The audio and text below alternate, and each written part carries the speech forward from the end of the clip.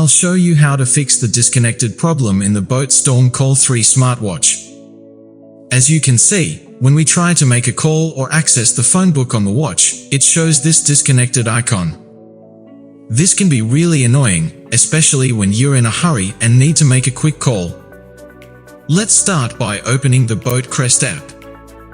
You'll notice that Bluetooth is showing as connecting, and on the right side, Bluetooth calling is already disconnected.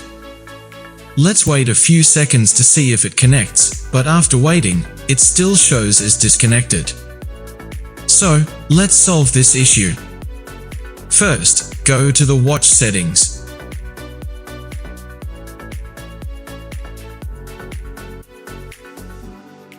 Scroll down to the end and click on Settings.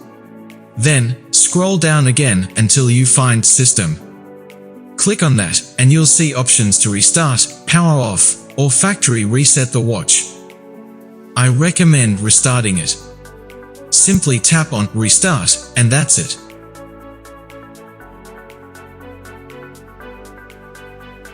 Now, back in the Crest app, you'll see that the status is connected, and Bluetooth calling is also connected.